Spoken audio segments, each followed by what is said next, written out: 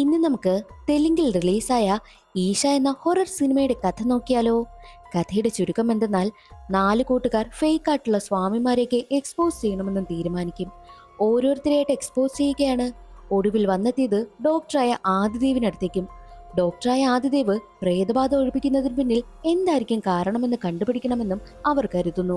അവർ ആദിദേവിനെ expose ചെയ്യുവാനായിട്ടും തീരുമാനിക്കുകയാ. ഈ വിവരമറിഞ്ഞ ആദിദേവ് 4 പേർക്കും ഒരു ചലഞ്ച് കൊടുക്കും.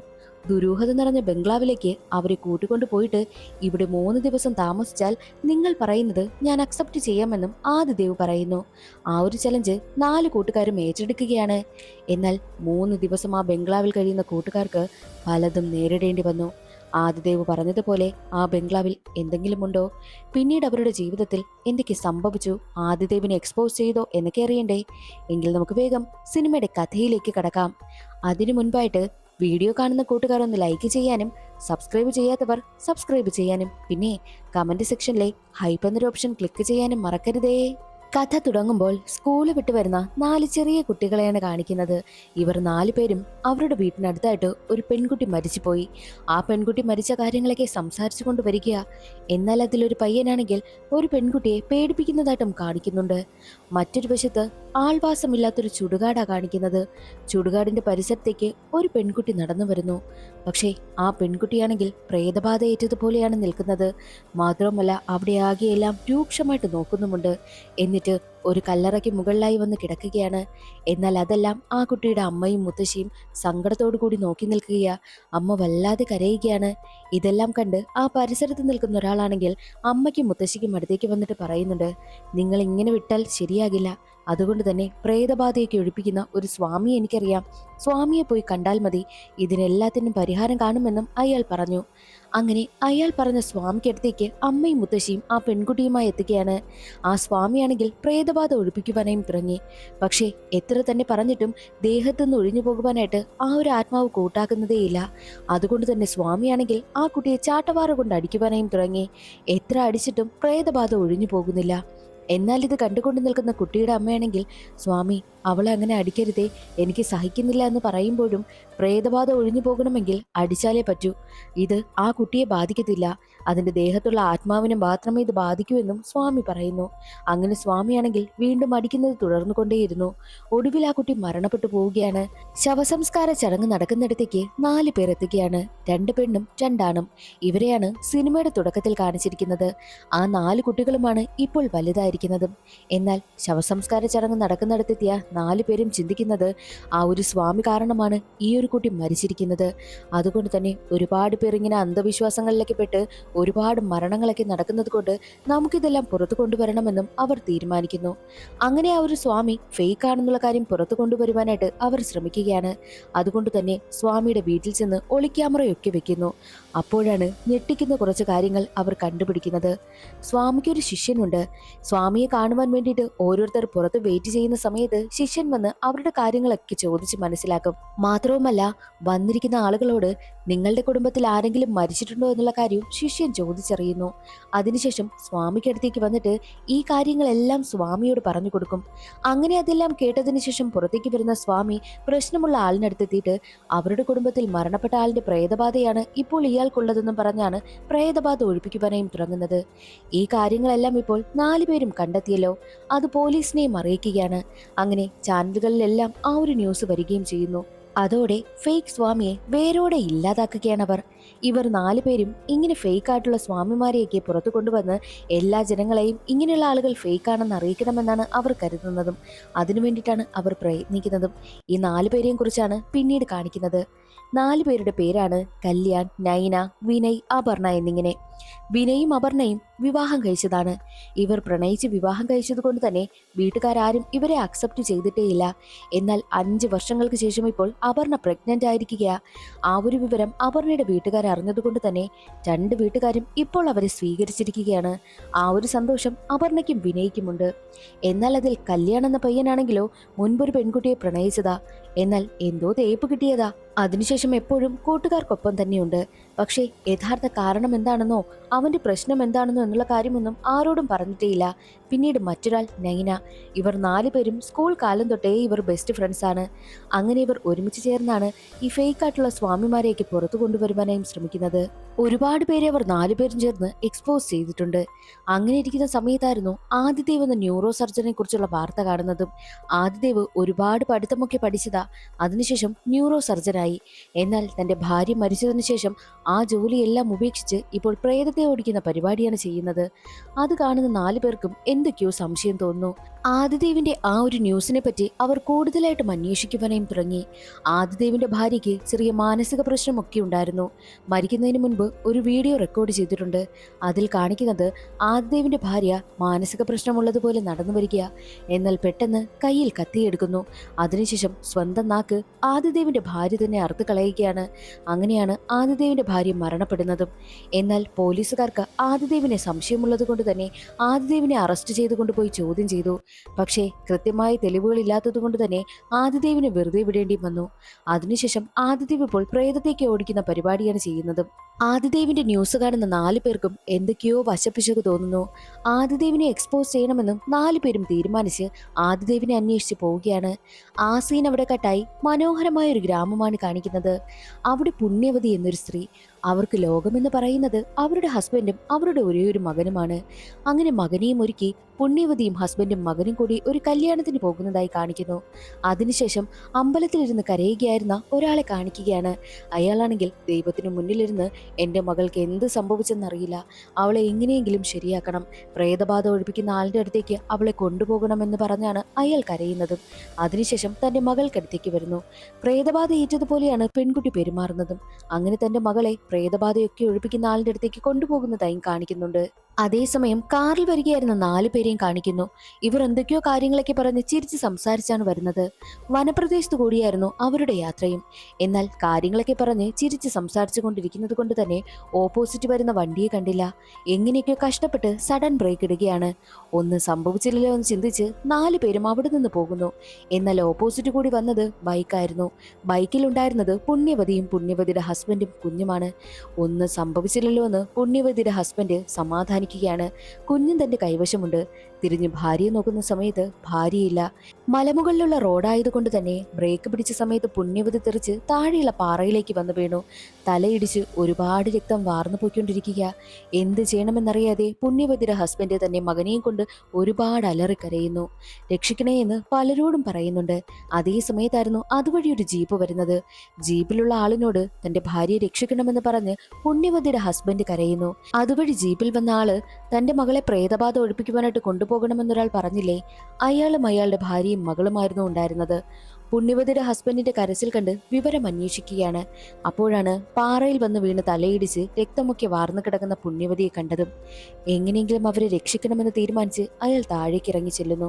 പക്ഷേ പുണ്യവതിയെ രക്ഷിക്കാനായില്ല. പുണ്യവതി മരിക്കുന്നതിന് മുൻപ് അവസാനമായി കണ്ട മുഖം അയാളുടേതായിരുന്നു. അങ്ങനെ ആദിദേവിനെ കാണിക്കുകയാണ്. ആദിദേവ് പ്രേതബാധയൊക്കെ ഒഴിപ്പിക്കുകയാണല്ലോ. ആദിദേവിനെ കാണുവാൻ വേണ്ടിയിട്ട് ഒരുപാട് പേർ എത്തിയിട്ടുണ്ട്. ആ കൂട്ടത്തിൽ പ്രേതബാധ ഒഴിപ്പിക്കുവാനായിട്ട് തന്റെ മകളെയും കൊണ്ടുപോകുന്ന അച്ഛനും അമ്മയും എത്തുന്നുണ്ട്.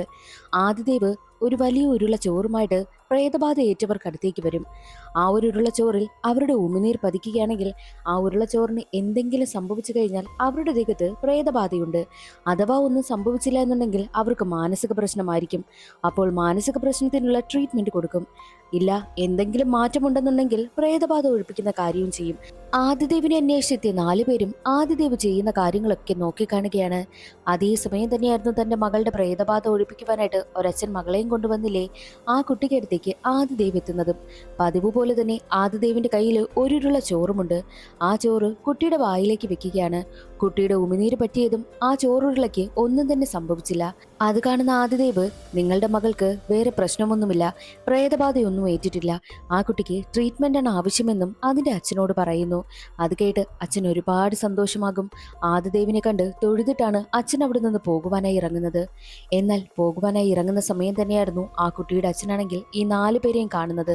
അവരെ കണ്ടതും അയാളുടെ സ്വഭാവമേ മാറി. 4 പേരെയും കണ്ട അയാളാണെങ്കിൽ എന്തോ ദേഹത്ത് കയറിയതുപോലെ തന്നെ വയലന്റായി പ്രേതത്തെ പോലെ അവർക്കടുത്തേക്ക് അലറിക്കൊണ്ട് ചെല്ലുകയാണ്. ഇത് കാണുന്ന 4 പേരും പേടിച്ചു പോവുകയും ആദിദേവ് പെട്ടെന്ന് തന്നെ അയാൾക്കടുത്തെത്തി അയാളെ തടയുകയാണ് ചെയ്തത്. എന്നിട്ട് ആദിദേവ് 4 പേരോടും ചോദിക്കുന്നുണ്ട്, നിങ്ങൾ ആരാ? നിങ്ങളെ കണ്ടിട്ട് എന്തിനാ അയാൾ വയലന്റ് ആയെന്ന് ചോദിക്കുമ്പോൾ അതൊന്നും ഞങ്ങൾക്കറിയത്തില്ല. പക്ഷേ ഞങ്ങൾ വന്നത് നിങ്ങളെ എക്സ്പോസ് ചെയ്യാനാ. ഒരു ന്യൂറോ സർജനായിരുന്ന നിങ്ങൾ എന്തുകൊണ്ടാ ഇങ്ങനൊരു പ്രേതബാധ ഒഴിപ്പിക്കുന്ന ആളായത്? നിങ്ങളെ ഞങ്ങൾ എക്സ്പോസ് ചെയ്യുമെന്നും അവർ പറയുന്നു. എന്നാൽ ആദിദേവ് പറയുന്ന കാര്യമൊന്നും വിശ്വസിക്കുവാനായിട്ട് അവർ കൂട്ടാക്കുന്നതേയില്ല. പല കാര്യങ്ങളും ആദിദേവ് പറഞ്ഞു നോക്കി. ആദിദേവ് പറയുന്നത്, എൻ്റെ ഭാര്യയ്ക്ക് ആദ്യം മാനസിക പ്രശ്നമായിരിക്കുമെന്നാ ഞാൻ കരുതിയത്. പക്ഷേ അങ്ങനെയല്ലായിരുന്നു. അവൾക്ക് പ്രേതബാധ ഏറ്റതാ. അതുകൊണ്ട് തന്നെ അവൾ മരണപ്പെട്ടു പോയി. ഇങ്ങനെയുള്ള പ്രശ്നങ്ങളൊക്കെ അനുഭവിക്കുന്ന ഒരുപാട് പേരുണ്ട്. അവരെയൊക്കെ രക്ഷിക്കണമെന്ന് ഞാൻ തീരുമാനിച്ചു. അങ്ങനെയാണ് ഞാൻ ഈ ഒരു ജോലിയിലേക്ക് ഇറങ്ങിയതെന്നും ആദിദേവ് പറയുന്നു. പക്ഷേ ആദിദേവ് പറയുന്നത് അവർക്ക് വിശ്വാസമായതേയില്ല. അത് മനസ്സിലാക്കിയ ആദിദേവ് ഒരു കാര്യം കൂടി പറയുന്നുണ്ട്. എങ്കിലൊരു കാര്യം ചെയ്യാം, ഞാൻ നിങ്ങളുമായിട്ട് ചലഞ്ച് ചെയ്യാം. നിങ്ങൾക്ക് 3 ദിവസം ടൈം തരും.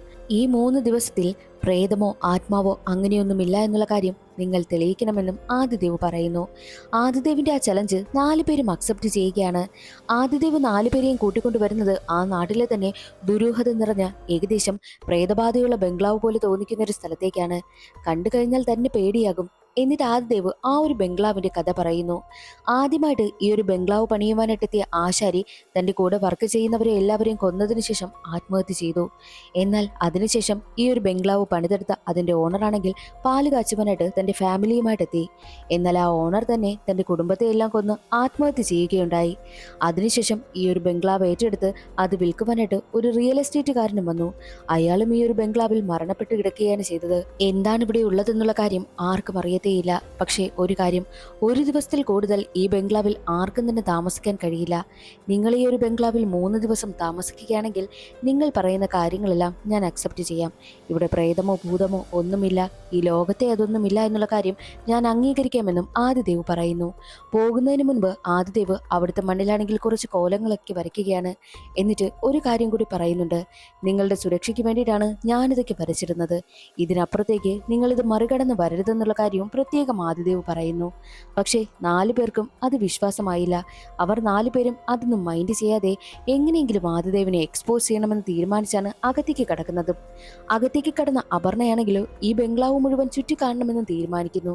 ബംഗ്ലാവാണെങ്കിൽ എരിഞ്ഞു പോയതുപോലെയുള്ള ഒരു അവസ്ഥയിൽ കിടക്കുകയാണ്. അങ്ങനെ അപർണയാണെങ്കിലോ അവിടെ മുഴുവൻ കറങ്ങി നടന്ന് കാണിക്കുകയായിരുന്നു. എന്നാൽ അതേ സമയം തന്നെയായിരുന്നു ഏതോ ഒരു അമാനുഷിക രൂപം ഒരാളെ ഇട്ട് ഉപദ്രവിക്കുന്നത് പോലുള്ളൊരു കാഴ്ച അപർണ കാണുന്നു. അവൾ അതെന്തെന്നറിയുവാനായിട്ട് അവിടേക്ക് ചെന്ന് നോക്കും. പക്ഷേ അവിടെയൊന്നും ആരെയും കാണുന്നില്ല. അതേ സമയം തന്നെയായിരുന്നു അവളുടെ കൺമുന്നിലേക്ക് ഒരാൾ തൂങ്ങി മരിച്ചു നിൽക്കുന്നത് പോലുള്ളൊരു കാഴ്ചയും അവൾ കാണുന്നത്. അവൾ പേടിച്ച് നിലവിളിക്കും. പക്ഷേ അവിടെ വീണ്ടും ഒന്നും കണ്ടതേയില്ല. എല്ലാം തന്റെ തോന്നലായിരിക്കുമെന്ന് കരുതി അപർണ വീണ്ടും മുന്നോട്ട് യാത്രയായി. മാത്രവുമല്ല, ഒരാളുടെ ദേഹം കത്തുന്ന സമയത്ത് തൊലിയൊക്കെ കരിയുന്നൊരു സ്മെല്ല് വരില്ലേ, ആ ഒരു സ്മെല്ലും അവിടെ അടിക്കുകയാണ്. അതിൻ്റെ കാഠിന്യം കൂടിക്കൂടി വന്നുകൊണ്ടേയിരുന്നു. അപർണയ്ക്ക് എന്തൊക്കെയോ പോലെ നെഗറ്റീവായിട്ട് ഫീൽ ചെയ്യുകയാണ്. അപർണയാണെങ്കിലോ തൻ്റെ ഹസ്ബൻഡായ വിനയ്ക്കടുത്തെത്തി, എനിക്കെന്തോ പേടിയാകുന്നു. ആദ്യത്തെ ദിവസം തന്നെ നമ്മളിവിടേക്ക് വന്നിട്ട് ഇവിടെ ഒരു നെഗറ്റീവ് ഫീലാണല്ലോ എടുക്കുന്നത്. നമുക്ക് തിരികെ പോകാം. കുഞ്ഞിനെ വെച്ച് റിസ്ക് എടുക്കാനായിട്ട് എനിക്ക് താല്പര്യമില്ല എന്ന് അപർണ പറയുമ്പോൾ, ഇതെല്ലാം ആ ആദിദേവ് ചെയ്യുന്നതാ. അയാൾ നമ്മളെ പേടിപ്പിക്കുവാൻ വേണ്ടിയിട്ട് ഇതെല്ലാം ചെയ്തു വെച്ചിരിക്കുന്നതാ. അതുകൊണ്ട് ഇതൊന്നും മൈൻഡ് ചെയ്യേണ്ട എന്ന് പറഞ്ഞ് വിനയ് അവളെ സമാധാനിപ്പിക്കുന്നു. ആദിദേവ് ഒരു മാന്ത്രിക കളം മറികടക്കരുതെന്ന് പറഞ്ഞില്ലേ, ആ മാന്ത്രിക കളം മറികടന്ന് 2 പേരും പുറത്തേക്ക് വരുന്നു. എന്താണിത് മറികടന്നാൽ സംഭവിക്കുന്നതെന്ന് അറിയട്ടെ എന്നുള്ള മട്ടിലാണ് 2 പേരും വന്നിരിക്കുന്നത്. അവർ ഈ ഒരു കാര്യങ്ങളൊക്കെ ചർച്ച ചെയ്തുകൊണ്ട് നടക്കുന്ന സമയത്തായിരുന്നു അവരെ നോക്കിക്കൊണ്ട് ഒരു വവ്വാല് പറന്നു വരുന്നതും. എന്നാൽ ആ ഒരു വവ്വാലാണെങ്കിൽ അവിടെ ഉണ്ടായിരുന്ന ഒരു മുള്ളിൽ പോയി തറച്ച് അത് മരണപ്പെടുകയും ചെയ്യുന്നു. അയ്യോ, ഇതെന്താ ഇങ്ങനെ? ഇതാണോ അയാള് നമ്മളോട് പുറത്തു വരരുതെന്ന് പറഞ്ഞെന്നൊക്കെ പറഞ്ഞ് ആദിദേവിനെ കളിയാക്കിയാണ് 2 പേരും ചിരിക്കുന്നത്. അതേസമയം തന്നെ ആകാശത്ത് ഒരു ചുഴി പോലെയൊക്കെ രൂപപ്പെടുന്നു. അതെന്താണെന്ന് 2 പേരും അന്തം വിട്ട് നോക്കി നിൽക്കുകയാ. ആ ഒരു സീൻ അവിടെ കട്ടായി ആദിദേവിനെ കാണിക്കുന്നു. ആദിദേവ് നേരെ വരുന്നത് 4 പേരെയും ആക്രമിക്കുവാനായി ചെന്ന അയാളുടെ അടുത്തേക്കാണ്. അയാളിപ്പോൾ പ്രേതബാധ ഏറ്റതുപോലെയാണ് പെരുമാറുന്നത്. എന്തിനാ 4 പേരെയും ആക്രമിക്കുവാനായി ചെന്നത്? ദേഹത്ത് കൂടിയിരിക്കുന്ന ആത്മാവ് ആരുടേതാണെന്ന് ആദിദേവ് ചോദിക്കുമ്പോൾ, ഞാൻ പുണ്യവതി, ഞാനും എൻ്റെ ഹസ്ബൻഡും മകനും കൂടി സന്തോഷത്തോടു കൂടി കല്യാണത്തിന് പോകുവാനായിട്ട് ബൈക്കിൽ വരികയായിരുന്നു. ഇവർ 4 പേരും സഞ്ചരിച്ച കാറ് കാരണമാണ് ഞങ്ങളുടെ ബൈക്ക് ആക്സിഡന്റിൽ പെടുന്നത്. അത് കാരണം ഞാൻ താഴേക്ക് തെറിച്ചു വീണു. എൻ്റെ തല പാറയിൽ വന്നിടിച്ചു. അങ്ങനെയാണ് ഞാൻ മരണപ്പെട്ടത്. അവസാനമായിട്ട് ഞാൻ കണ്ടത് ഈ വ്യക്തിയാണ്. അതുകൊണ്ടാണ് ഞാൻ ഇദ്ദേഹത്തിന്റെ ദേഹത്തേക്ക് പ്രവേശിച്ചതെന്നും പുണ്യവതി പറയുന്നു. അവസാനമായിട്ട് പുണ്യവതി കണ്ടത് അയാളെ ആയതുകൊണ്ട് തന്നെ പുണ്യവതിയുടെ ആത്മാവ് അയാൾക്കൊപ്പം പോവുകയാണ് ചെയ്തത്. ഇവരാണ് എന്നെ എന്റെ ഹസ്ബൻഡിൽ നിന്നും മകനിൽ നിന്നും പിരിച്ചത്. എനിക്ക് അവരെ കൊല്ലണമെന്നും പുണ്യവതിയുടെ ആത്മാവ് പറയുന്നു. അത് കേട്ട ആദിദേവ് എന്ത് ചെയ്യണമെന്നറിയാതെ ആത്മാവിനെ ശാന്തിപ്പെടുത്തുകയാണ്. എന്നാൽ മറ്റൊരു വശത്ത് ബംഗ്ലാവിൽ കഴിയുന്ന 4 പേരെയും കാണിക്കുന്നു.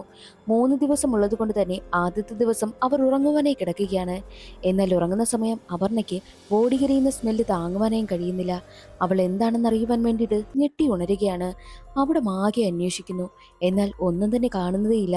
വീണ്ടും ഉറങ്ങുവാനായി പോകുവാനായിട്ട് തിരിയുന്ന സമയം തന്നെയായിരുന്നു ദേഹം മുഴുവൻ കത്തിക്കരിഞ്ഞ നിലയിൽ ഒരു പെണ്ണിനെ കാണുന്നതും. അത് കണ്ട് അപർണ അലറി വിളിക്കുന്നു. അതേസമയം ബാക്കി 3 പേരും അവിടെ വന്ന് നോക്കുന്ന സമയത്ത് ആരെയും കണ്ടതേയില്ല. ഞാനിവിടെ കത്തിക്കരിഞ്ഞ നിലയിൽ ഒരു പെണ്ണിനെ കണ്ടതാ. ഇനി ഇവിടെ നിൽക്കണ്ട, നമുക്കിവിടെ നിന്ന് പോകാമെന്നും അപർണ പറയുന്നു. ഇതെല്ലാം നിന്റെ തോന്നലാ, ഇതൊക്കെ വെറും ഹാലൂസിനേഷനാ. അങ്ങനെ നമുക്ക് തോന്നാൻ വേണ്ടിയിട്ട് ആദിദേവ് എന്തോ ഇവിടെ ചെയ്തതായിരിക്കുമെന്നും ബാക്കിയുള്ളവർ പറയുന്നു. അങ്ങനെ അവർ ഉറങ്ങുവാനായി കിടക്കാൻ പോവുകയാണ്. അതേസമയം നൈന എന്തോ ശബ്ദം കേൾക്കും. ശബ്ദം കേട്ട സ്ഥലത്തേക്ക് നൈന പോയി നോക്കുന്ന സമയത്ത് അവിടെ വലിയൊരു കണ്ണാടി ഇരിക്കുന്നത് കാണും. അവൾ ആ കണ്ണാടിക്ക് മുന്നിലേക്ക് ചെല്ലുന്ന സമയം തന്നെയായിരുന്നു അവളുടെ പ്രതിബിംബം കണ്ണാടിയിൽ കാണുന്നതേയില്ല. എന്നാൽ പെട്ടെന്ന് അവിടെ മറ്റൊരു രൂപം തെളിയുകയാണ്. അതും പേടിപ്പിക്കുന്ന രീതിയിലായിരുന്നു ആ ഒരു രൂപം ഉണ്ടായിരുന്നതും. നൈനയും അലറി വിളിക്കുന്നു. അവിടേക്ക് പെട്ടെന്ന് തന്നെ കല്യാൺ എത്തുകയാണ്. കല്യാൺ എന്താണ് കാര്യമെന്ന് ചോദിക്കുമ്പോൾ നൈന നടന്ന കാര്യം പറയുന്നു. എന്നിട്ട് നൈന ഒരു കാര്യം കൂടി പറയുന്നുണ്ട്. എനിക്ക് തോന്നുന്നത് നമുക്ക് ഹാലൂസിനേഷൻ തോന്നാൻ വേണ്ടിയിട്ട് ആദിദേവ് ഇവിടുത്തെ അന്തരീക്ഷത്തിൽ എന്തോ ചെയ്തിട്ടുണ്ട്. അതെന്താണെന്ന് നമുക്ക് കണ്ടുപിടിക്കണമെന്നും നൈന പറയുന്നു. നൈനയും കല്യാണം കൂടി അവിടെ ആകെ അരിച്ചു പറക്കും. അപ്പോൾ അവിടെ ഒരു ഹോമകുണ്ഡത്തിൽ നിന്നും പുക ഉയരുന്നതായിട്ട് നൈനയും കല്യാണം കാണുന്നു. ഇത് തന്നെയാ കാരണം. ദേ നോക്ക്, പുക ഉയരുകയില്ലേ? ഇതിൽ എന്തോ മയക്കുമരുന്ന് ആദിദേവ് കലർത്തിയിട്ടുണ്ട്. അതാ നമുക്കൊക്കെ ഇങ്ങനെ തോന്നുന്നത്. അതുകൊണ്ട് തന്നെ എത്രയും വേഗം അയാളെ എക്സ്പോസ് ചെയ്യണമെന്നും നൈനയും കല്യാണം തീരുമാനിക്കുന്നു. അടുത്ത ദിവസം രാവിലെ തന്നെ ആദിദേവ് എത്തുന്നതിന് മുൻപ് 4 പേരും അയാളെ തടയുന്ന വിധം നിൽക്കുകയാ. എന്ത് പറ്റിയെന്ന് ആദിദേവ് അന്വേഷിക്കുമ്പോൾ ഇവിടെ ഞങ്ങൾക്ക് പല രീതിയിലുള്ള സ്മെല്ലും എടുക്കുന്നുണ്ട്. അതിനെല്ലാത്തിനും കാരണം നിങ്ങളല്ലേ? നിങ്ങൾ ഞങ്ങൾക്ക് ഹാലൂസിനേഷൻ തോന്നാൻ വേണ്ടിയിട്ട് ആ ഒരു പുകയിൽ എന്തോ കലർത്തിയിട്ടല്ലേ അവിടെ ഹോമകുണ്ഡം എരിഞ്ഞുകൊണ്ടിരിക്കുന്നത്. നിങ്ങൾ കാരണമാണ് ഞങ്ങൾക്ക് ഹാലൂസിനേഷൻ ഉണ്ടാകുന്നതെന്നും 4 പേരും പറയുന്നു. എന്നാൽ അത് കേട്ട ആദിദേവ് പറയുന്നത്, നിങ്ങളുടെ നല്ലതിന് വേണ്ടിയിട്ടാണ് ഞാനിവിടെ ഓരോ കാര്യങ്ങളും ചെയ്തിരിക്കുന്നത്, അല്ലാതെ ഞാനൊന്നും ചെയ്തതല്ല എന്നുള്ള കാര്യവും ആദിദേവ് പറയുന്നു. പക്ഷേ 4 പേരും അത് വിശ്വസിക്കുവാനായിട്ട് കൂട്ടാക്കുന്നതേയില്ല. 3 ദിവസമല്ലേ നിങ്ങൾ ഞങ്ങൾക്ക് ടൈം തന്നത്? ആദ്യത്തെ ദിവസം ഇവിടെ അവസാനിച്ചു. 2 ദിവസം ഇനിയുണ്ട്. ആ 2 ദിവസം കൂടി ഞങ്ങൾ ഇവിടെ നിൽക്കണമെന്നുണ്ടെങ്കിൽ നിങ്ങൾ ഞങ്ങളുടെ നല്ലതിനു വേണ്ടിയിട്ട് ചെയ്തതെന്ന് പറഞ്ഞ കാര്യങ്ങളെല്ലാം ഇവിടെ നിന്ന് മായ്ച്ചു കളയണം. ഇല്ല എന്നുണ്ടെങ്കിൽ ഇതെല്ലാം കള്ളമാണെന്നും നിങ്ങളെ ഞങ്ങൾ എക്സ്പോസ് ചെയ്യുവാനായിട്ട് തുടങ്ങുമെന്നും അവർ 4 പേരും ഭീഷണിപ്പെടുത്തി. ആദിദേവ് പറയുന്നത്, നിങ്ങൾ പലതും ഇനി ഇവിടെ കാണേണ്ടി വരും. അതിൽ നിന്നെല്ലാം നിങ്ങളെ തടയുന്നതിന് വേണ്ടിയിട്ടാണ് ഞാൻ ഈ ഒരു കാര്യങ്ങളൊക്കെ ചെയ്തത്. അതിന് നിങ്ങൾക്ക് വേണ്ട എന്നുണ്ടെങ്കിൽ മായ്ച്ചു കളയുവാൻ താൻ തയ്യാറാണെന്ന് പറഞ്ഞ് ആദിദേവ് ആ ഒരു മാന്ത്രിക കളവും മായ്ച്ചു കളഞ്ഞതിന് ശേഷം ഹോമകുണ്ഡവും അണയ്ക്കുകയാണ്. ഹോമകുണ്ഡത്തിൽ വെറും ചന്ദനത്തിരി മാത്രമാണെന്ന് പറഞ്ഞിട്ടും അവരാരും വിശ്വസിച്ചതേയില്ല. അങ്ങനെ ഹോമകുണ്ഡവും അണച്ചു. ഒരു വശത്ത് ആദിദേവ് താൻ ഒരുക്കി വെച്ചിരുന്ന മാന്ത്രിക കളങ്ങളെല്ലാം മായ്ച്ചു കളയുന്ന സമയത്ത് മറ്റൊരു വശത്ത് പുണ്യവതിയുടെ ആത്മാവിന് ശക്തി കിട്ടുകയാണ്. കെട്ടിയിട്ടിരുന്ന പുണ്യവതിയുടെ ആത്മാവ് ആ കെട്ടെല്ലാം അഴിച്ച് അവിടെ നിന്ന് പോകുന്നതായും കാണിക്കുന്നു. എന്നാൽ മറ്റൊരു വശത്ത് വീട്ടിലേക്ക് കടന്ന 4 പേരും നാടൊക്കെ ചുറ്റിക്കാണാമെന്ന് തീരുമാനിച്ച് അവർ പുറത്തേക്ക് ഇറങ്ങുകയാണ്. മലകളും കുന്നുകളും ഒക്കെ നിറഞ്ഞ ഒരുപാട് കാഴ്ചകൾ കാണാനുള്ള പ്രദേശത്തു കൂടിയാണ് 4 പേരും നടന്നു പോകുന്നത്. എന്നാൽ അവിടെ വെച്ച് ചില അമാനുഷികമായിട്ടുള്ള പ്രവൃത്തികളൊക്കെ അവർ ഫേസ് ചെയ്യേണ്ടി വന്നു. എന്തെന്നാൽ ഒരു കൂട്ടം ആടുകൾ അവിടെ മേഞ്ഞുകൊണ്ട് നിൽക്കുകയാ. 4 പേരെയും കണ്ടതും ആടുകൾ വല്ലാതെ നിലവിളിക്കുകയാണ്. എന്നാൽ ഇവരെ കണ്ട ഒരു ആട്ടിൻകുട്ടിയാണെങ്കിൽ മലയുടെ മുകളിൽ നിന്നും താഴേക്ക് എടുത്ത് ചാടി. ആട്ടിൻകുട്ടി പാറക്കല്ലിൽ വീണ് തലയിടിച്ച് രക്തം വാർന്ന് മരണപ്പെട്ടു പോവുകയും ചെയ്തു. ഇത് കണ്ടവർ വല്ലാതെ പേടിക്കുകയാണ്. അപർണയ്ക്ക് അത് കണ്ട് സഹിക്കാനായില്ല. ഒന്നാമത് അപർണ പ്രഗ്നന്റ് കൂടിയാണല്ലോ. അതുകൊണ്ട് തന്നെ താനിനി ഇവിടെ നിൽക്കില്ല എന്ന് പറഞ്ഞ് അവൾ പേടിച്ച് അവിടെ നിന്നും വേഗത്തിൽ നടന്നു പോവുകയാണ്. പാറയുടെ മുകളിൽ ചത്തുകിടക്കുന്ന ആട്ടിൻകുട്ടിയെ കാണുന്ന കല്യാണി നൈനയ്ക്കും അത് സഹിച്ചില്ല. ഇനി ഇവിടെ നിന്നാൽ ശരിയാകില്ല എന്ന് ചിന്തിച്ച് അവർ അപർണയുടെ പിന്നാലെ പോകുന്നു. അവരുടെ പിന്നാലെ പോകുവാനായി ഒരുങ്ങുന്ന വിനയെ കുറേ നായ്ക്കുട്ടികൾ ചേർന്ന് വളയുകയാണ്. വിനയെ നോക്കി വല്ലാതെ കുരയ്ക്കുന്നു. പക്ഷേ വിനയ് പെട്ടു നിൽക്കുന്ന കാര്യമൊന്നും നൈനയ്ക്കോ കല്യാണിനോ അപർണയ്ക്കോ അറിയത്തേയില്ല. നായ്ക്കൾ വിനയെ ആക്രമിക്കുവാനായി എത്തുന്ന സമയം തന്നെ വിനയുടെ കാല് പഴുതുന്നതായിട്ടും കാണിക്കുന്നുണ്ട്. ആ ഒരു സീൻ അവിടെ കെട്ടായി. പുണ്യവതിയുടെ ആത്മാവ് ഒരാളുടെ ദേഹത്ത് കൂടിയിരിക്കുകയാണല്ലോ. തന്റെ മകനെ കാണണമെന്ന് ചിന്തിച്ച് പുണ്യവതി നേരെ തന്റെ വീട്ടിലേക്ക് പോകുന്നു. അവിടെ കാണുന്ന കാഴ്ച പുണ്യവതിയുടെ ഫോട്ടോയ്ക്ക് വെച്ച് മരണാനന്തര ചടങ്ങുകളൊക്കെ നടക്കുകയാണ്. അവിടെ കരഞ്ഞുകൊണ്ട് പുണ്യവതിയുടെ ഭർത്താവും മകനുമൊക്കെ ഉണ്ടായിരുന്നു. തന്റെ മകനെ കണ്ട പുണ്യവതിക്കാണെങ്കിൽ സഹിക്കാനായില്ല. ഉടനെ തന്നെ കരഞ്ഞുകൊണ്ട് തന്റെ മകനടുത്തേക്ക് ചെന്ന് ഇനി ഞാൻ എങ്ങനെയാ എന്റെ മകനെ എടുക്കുന്നതെന്നൊക്കെ പറഞ്ഞ് മകനെ കെട്ടിപ്പിടിച്ച് കരയുന്നു. എന്നാൽ ഇത് പുണ്യവതിയുടെ ഹസ്ബൻഡ് കാണുകയാണ്. ആരാടാ നീ, എന്തിനാടാ എന്റെ മകനെ എടുക്കുന്നതെന്ന് ചോദിച്ച് അയാളെ ഒരുപാട് വിരട്ടുന്നു. എന്നാൽ ഞാൻ പുണ്യവതിയാണെന്നും നിങ്ങളെ കാണാൻ വന്നതാണെന്നുമൊക്കെ ഒരുപാട് പറയുവാനായി ശ്രമിക്കുമെങ്കിലും നടക്കുന്നതേയില്ല. അയാളെ അവിടെ നിന്ന് അടിച്ചോടിക്കുകയാണ് ചെയ്തത്. സങ്കടത്തോടു കൂടി പുണ്യവതിയുടെ ആത്മാവ് അവിടെ നിന്ന് പോവുകയും ചെയ്യും. ആ സീൻ അവിടെ കട്ടായി. വീണ്ടും ബംഗ്ലാവാണ് കാണിക്കുന്നത്. ബംഗ്ലാവിലേക്ക് 3 പേരും എത്തിയിട്ടുണ്ട്. വീണ്ടും അപർണയ്ക്ക് വല്ലാതെ ബോഡി കരിയുന്ന സ്മെല്ലൊക്കെ എടുക്കുന്നു. മാത്രമല്ല ഇടയ്ക്കിടയ്ക്ക് കത്തിക്കരിഞ്ഞ രൂപമൊക്കെ അവളുടെ മുന്നിൽ വന്ന് പോകുന്നുണ്ട്. അവൾക്കാണെങ്കിൽ ആകെ വെപ്രാളം. ഇനി ഇവിടെ നിൽക്കുന്നത് ശരിയല്ല, നമുക്ക് തിരിച്ചു പോകാമെന്നൊക്കെ അപർണ പറയുന്നു. അതേ സമയമായിരുന്നു അപർണയുടെ ഹസ്ബൻഡായിട്ടുള്ള വിനയ് അവിടേക്ക് വരുന്നതും. വിനയ് കാലു തന്നെ വീഴാൻ പോകുന്നതായിട്ടല്ലേ കാണിച്ചത്. എന്നാൽ ഇപ്പോൾ വിനയ് തിരികെ വന്നിരിക്കുകയാണ്. വന്നതിന് ശേഷം വിനയുടെ പെരുമാറ്റത്തിൽ എന്തൊക്കെയോ ചെറിയ മാറ്റവും ഉണ്ടായിരുന്നു. നമുക്ക് തിരികെ പോകാമെന്ന് വിനയോട് പറയുമ്പോഴും വിനയും കേൾക്കുന്നതേയില്ല. ഈ ഒരു ദിവസം കൂടി സഹിച്ചാൽ മതിയെന്നും വിനയ് പറയുന്നു.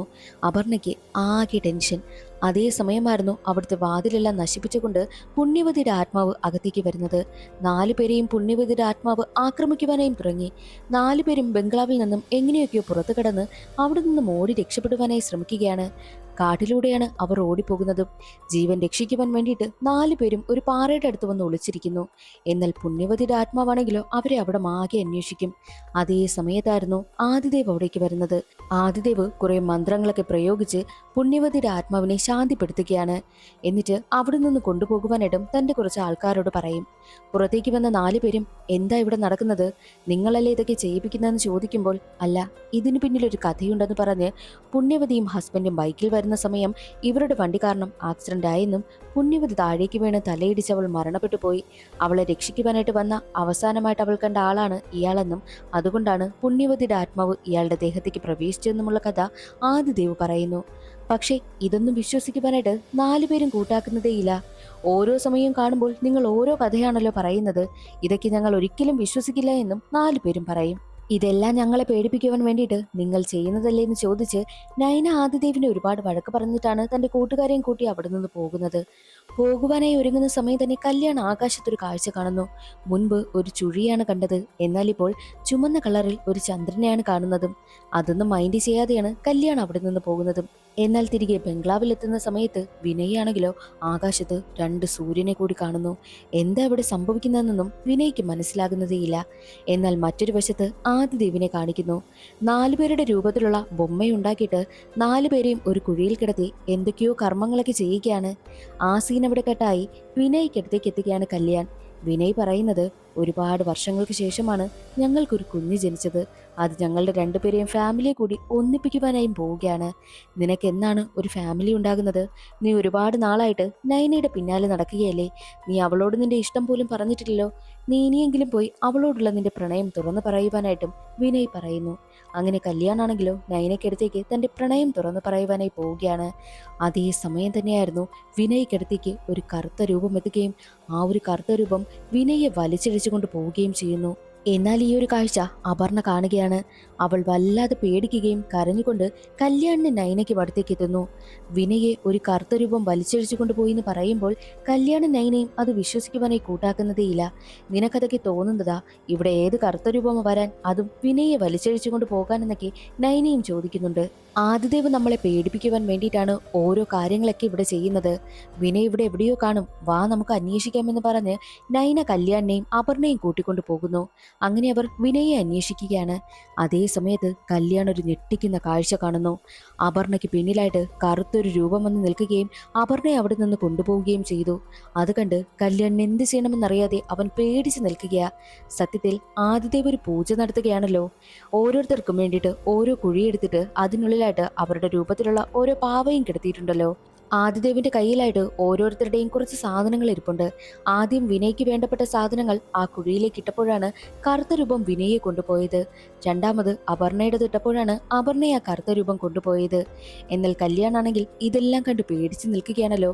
കല്യാൺ ഉടനെ തന്നെ നയനയും അവിടെ നിന്ന് പിടിച്ച് വേഗത്തിൽ ഓടുകയാണ്. നയനാണെങ്കിൽ എന്തു പറ്റി, എന്തിനാ നമ്മൾ ഇവിടെ നിന്ന് പോകുന്നെന്നൊക്കെ ചോദിക്കുമ്പോൾ കല്യാണാണെങ്കിൽ ഒന്നും പറയുവാൻ വേണ്ടിയിട്ട് പോലും ശ്വാസം കിട്ടുന്നതേയില്ല. അവൻ അവളെയും കൊണ്ട് വേഗത്തിൽ ഓടുന്നു. അവസാനം വന്നു പെട്ടത് വലിയൊരു പാറയ്ക്ക് മുകളിലായിട്ടാണ്. നയനാണെങ്കിൽ കല്യാണിനോട് എന്തു പറ്റി, നീ കാര്യം പറയാന്ന് പറയുമ്പോൾ അപർണയ്ക്ക് പിന്നിലായിട്ട് ഒരു കറുത്ത രൂപം വന്നു നിന്നു. അവളെ അവിടെ നിന്നും വലിച്ചഴിച്ചു കൊണ്ടുപോയി. ഞാൻ കണ്ടതാ എന്ന് പറയുമ്പോൾ നയന അത് വിശ്വസിക്കുന്നതേയില്ല. ആ വീട്ടിൽ എന്തോ ഉണ്ട്, നമ്മളിനി അവിടേക്ക് പോകണ്ട എന്നും കല്യാൺ നയനയോട് പറയുന്നു. എന്നാൽ നയന പറയുന്നത് ഇതെല്ലാം ആ ആദിദേവ് ചെയ്യുന്നതാ, നീ ഇപ്പോഴും അതൊക്കെ വിശ്വസിക്കുന്നു എന്ന് ചോദിച്ച് നയന അവിടെ നിന്ന് പോകുവാനായി തിരിയും. അതേസമയം തന്നെയായിരുന്നു ആദിദേവ് കല്യാണിന്റെ രൂപത്തിലുള്ള ഒരു പാവയുണ്ടാക്കിയില്ലേ, ആ പാവ കിടക്കുന്ന കുഴിയിലേക്ക് കല്യാണിന്റെ സാധനങ്ങൾ ഇട്ടുകൊടുക്കുന്നു. അപ്പോഴേക്കും കല്യാണിന്റെ പിന്നിലായിട്ട് ഒരു കറുത്ത രൂപം വന്ന് നിൽക്കുകയാണ്. മാത്രമല്ല കല്യാണിനെ അവിടെ നിന്ന് കൊണ്ടുപോവുകയും ചെയ്യുന്നു. എന്നാൽ ഇത് നയന കാണുകയുണ്ടായി.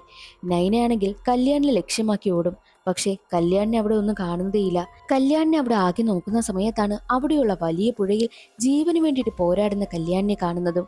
അത് കണ്ട് നയന എന്ത് ചെയ്യണമെന്നറിയാതെ ഉറക്കെ കരയുകയാണ്. അപ്പോഴാണ് അവിടേക്ക് ആദിദേവ് വരുന്നതും. ആദിദേവിനെ കണ്ട് ഓടിച്ചെല്ലുന്ന നയന, നിങ്ങൾ പറഞ്ഞതെല്ലാം സത്യമാ, ഞങ്ങൾക്ക് വിശ്വാസമായി.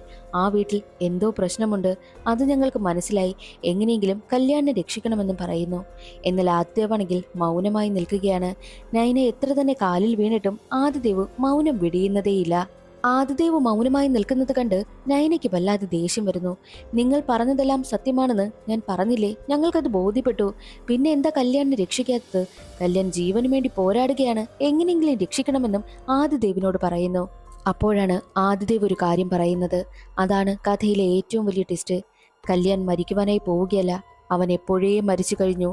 കല്യാൺ മാത്രമല്ല, നിന്റെ 2 കൂട്ടുകാരായിട്ടുള്ള വിനയും അപർണയും ഇതിനു മുൻപേ മരിച്ചു കഴിഞ്ഞു. എന്തിന്, നീയും മരിച്ചു കഴിഞ്ഞതാണെന്നും നൈനയോട് പറയുന്നു. എന്നാൽ അതൊന്നും വിശ്വസിക്കുവാനായിട്ട് നൈന കൂട്ടാക്കുന്നതേയില്ല. ഇല്ല, ഞങ്ങൾ ആരും മരിച്ചിട്ടില്ല, നിങ്ങൾ വെറുതെ പറയുന്നതാണ്, നിങ്ങൾക്ക് നിങ്ങളുടെ ഭാഗം ജയിക്കാൻ വേണ്ടിയിട്ട് പറയുന്നതല്ലേ എന്നൊക്കെ നൈന ചോദിക്കും. എന്നാൽ അപ്പോഴാണ് ആദിദേവ് നടന്ന സംഭവം നൈനയ്ക്ക് കാണിച്ചു കൊടുക്കുന്നത്. അന്ന് നൈനയും കൂട്ടരും കൂടി കാറിൽ വരുന്ന സമയത്ത് ഒരു ചെറിയ ആക്സിഡന്റ് ഉണ്ടായെന്ന് പറഞ്ഞില്ലേ, ആ സമയം അവരുടെ കാറും നിയന്ത്രണം വിട്ടു പോയിരുന്നു. നിയന്ത്രണം വിട്ട് അവസാനം ആ കാർ മറിയുകയുണ്ടായി. ആ ഒരു അപകടത്തിൽ അവർ 4 പേരും മരണപ്പെട്ടു പോവുകയാണ് ചെയ്തത്. നിങ്ങൾ 4 പേരും എന്നെ തേടി വന്നപ്പോഴേ എനിക്ക് നന്നായിട്ട് അറിയാമായിരുന്നു നിങ്ങൾ 4 പേരും മരണപ്പെട്ടതാണെന്ന്. പക്ഷേ 4 പേര് നിങ്ങളുടെ മരണം അക്സെപ്റ്റ് ചെയ്യാത്തത് കൊണ്ടാണ് നിങ്ങളെ 4 പേരെയും ഞാൻ ആ ഒരു ബംഗ്ലാവിലേക്ക് 3 ദിവസത്തേക്ക് കൂട്ടിക്കൊണ്ടു പോയത്. 3 ദിവസം എന്ന് പറയുന്നത് ഒരാൾ മരണപ്പെട്ടു കഴിഞ്ഞാൽ അയാളുടെ ആത്മാവിന് ഭൂമിയിൽ ജീവിക്കാനുള്ള സമയമാണ്. അത് കഴിഞ്ഞാൽ തിരികെ പോകേണ്ടതായിട്ടുണ്ട്. ആ 3 ദിവസമാണ് നിങ്ങളെ ഞാൻ ആ ഒരു ബംഗ്ലാവിലേക്ക് കൊണ്ടുപോയത്. നിങ്ങൾ അവിടെ കണ്ട അമാനുഷിക ശക്തികളെല്ലാം നിങ്ങളെ കൂട്ടിക്കൊണ്ടു പോകുവാനായിട്ട് വരുന്നതാണ്. പക്ഷേ നിങ്ങൾ ഒരിക്കലും മരണം അക്സെപ്റ്റ് ചെയ്യാത്തത് കൊണ്ട് മാത്രമാണ് അതിന് നിങ്ങളെ കൊണ്ടുപോകാൻ കഴിയാതെ വന്നതും. മാത്രവുമല്ല, ഇവർക്കടുത്തേക്ക് ഒരു കറുത്ത രൂപം വരുന്നതൊക്കെ കാണിക്കുന്നില്ലേ, സത്യത്തിൽ ആ കറുത്ത രൂപമൊക്കെ ഇവരുടെ ആത്മാവിനെ കൊണ്ടുപോകുവാനായിട്ട് വരുന്നതാണ്. മരണം അവർ അക്സെപ്റ്റ് ചെയ്യാത്തത് കൊണ്ടാണ് കറുത്ത രൂപം വന്ന് അവരെ ബലമായിട്ട് അവിടെ നിന്ന് പിടിച്ചുകൊണ്ടു പോകുന്നതും. പിന്നെ അപർണയ്ക്ക് ഇടയ്ക്കിടയ്ക്ക് മാംസം കരിഞ്ഞതുപോലുള്ള സ്മെല്ലെടുക്കാൻ കാരണം ആ ഒരു അപകടത്തിൽ അപർണയുടെ ശരീരം കത്തിക്കരിഞ്ഞു പോയിരുന്നു. അതുകൊണ്ടാണ് അപർണയ്ക്ക് മാത്രമായിട്ട് അങ്ങനെ ശരീരം കരിഞ്ഞ് സ്മെല്ലെടുക്കുന്നതും. അങ്ങനെ ആദിദേവ് നയനയുടെ ആത്മാവിനെയും കൂട്ടിക്കൊണ്ട് അവരുടെ മരണാനന്തര ചടങ്ങുകളൊക്കെ നടക്കുന്ന സ്ഥലത്തേക്കാണ് വരുന്നത്. അവിടെ അവരുടെ ഫോട്ടോയ്ക്ക് വെച്ച് ബന്ധുക്കൾ കരഞ്ഞുകൊണ്ടിരിക്കുന്നതായിട്ടും നൈന കാണുന്നുണ്ട്. ഇനിയെങ്കിലും നീ നിന്റെ മരണത്തെ അംഗീകരിക്കണമെന്നും ആദിദേവ് പറയുന്നു. അതേസമയം തന്നെ ഒരു കാര്യം കൂടി കാണിക്കുകയാണ്. ഇവരിടയ്ക്കിടയ്ക്ക് ആകാശത്തൊരു ചുഴി പോലെ വരുന്നതൊക്കെ കാണാറില്ലേ, സത്യത്തിൽ അവരെ കൊണ്ടുപോകുവാനായിട്ട് വരുന്നതായിരുന്നു. എന്നാൽ അവർ മരണം അക്സെപ്റ്റ് ചെയ്യാതെ അവിടെ നിന്ന് ഓടിപ്പോകുന്നത് കൊണ്ടാണ് അവസാനം ആ കറുത്ത രൂപം വരുന്നത്. നൈനയോട് ആദിദേവ് പറയുന്നുണ്ട്, നീ നിന്റെ മരണം അംഗീകരിക്കുകയാണെന്നുണ്ടെങ്കിൽ നിനക്കൊരു ഏഞ്ചലിനെ പോലെ ഈ ഭൂമിയിൽ നിന്ന് പോകാം. അഥവാ നീ നിന്റെ മരണത്തെ അക്സെപ്റ്റ് ചെയ്യുന്നില്ല എന്നുണ്ടെങ്കിൽ അവരെ കൊണ്ടുപോയ അതേ കറുത്ത രൂപം തന്നെ വന്ന് നിന്നെയും കൊണ്ടുപോകുമെന്നും ആദിദേവ് പറയുന്നു. അങ്ങനെ നൈനയാണെങ്കിൽ എന്ത് ചെയ്യണമെന്നറിയാതെ കരഞ്ഞുകൊണ്ട് നിൽക്കുകയാണ്. മാത്രമല്ല, അവൾക്ക് വേണ്ടിയിട്ടുള്ള മരണാനന്തര ചടങ്ങുകളൊക്കെ നടക്കുകയാണല്ലോ, അതെല്ലാം കണ്ട് നൈനയാണെങ്കിൽ അങ്ങനെ നിൽക്കുകയാണ്. അതേ സമയം തന്നെയായിരുന്നു ആകാശത്തൊരു ചുഴി രൂപപ്പെടുന്നതും. ആ ചുഴി വരുന്നത് അവളെ കൊണ്ടുപോകാൻ വേണ്ടിയിട്ടാണ്. പക്ഷേ നൈനയ്ക്കാണെങ്കിൽ വല്ലാതെ വെപ്രാളവും വരുന്നു. ഇല്ല, ഞാൻ ഈ ഭൂമിയിൽ നിന്ന് പോകില്ല, ഞാൻ മരിച്ചിട്ടില്ല എന്നൊക്കെ തന്നെ നൈന പറഞ്ഞുകൊണ്ടിരിക്കും. അപ്പോൾ പോകുവാനായി തിരിയുന്ന ആദിദേവിനാണെങ്കിൽ കാര്യം മനസ്സിലായി. നൈന അവളുടെ മരണം അംഗീകരിച്ചിട്ടില്ല, അവൾക്ക് ഭൂമിയിൽ നിന്ന് പോകുവാനായിട്ട് താല്പര്യമേ ഇല്ല എന്ന്. പിന്നീട് എന്താണ് സംഭവിക്കുന്നതെന്ന് ആദിദേവിന് നന്നായിട്ട് അറിയാമല്ലോ. കറുത്ത രൂപം വന്ന് ഉറപ്പായിട്ടും നൈനയെ കൊണ്ടുപോകും. നൈന പറയുന്നതെല്ലാം കേട്ട് ആദിദേവ് മിണ്ടാതെ നിൽക്കുന്നു. അപ്പോൾ ഒരു കാര്യം കൂടി പറയുന്നുണ്ട്. മരണം എന്നത് എഴുതപ്പെട്ടതാണ്, അതെപ്പോൾ വേണമെങ്കിലും നമുക്കടുത്തേക്ക് വരാം, നമുക്കൊരിക്കലും മരണത്തെ തടയാൻ കഴിയില്ല എന്ന് പറഞ്ഞുകൊണ്ടാണ് സിനിമയുടെ കഥ അവിടെ അവസാനിക്കുന്നത്. ഇന്നത്തെ ഈ ഒരു വീഡിയോ എല്ലാവർക്കും ഇഷ്ടമായെന്ന് കരുതുന്നു. ഇഷ്ടമായാലൊന്ന് സപ്പോർട്ട് ചെയ്യാൻ മറക്കരുതേ. അടുത്തൊരു വീഡിയോയിൽ കാണാം. അതുവരെ എല്ലാവർക്കും ബൈ.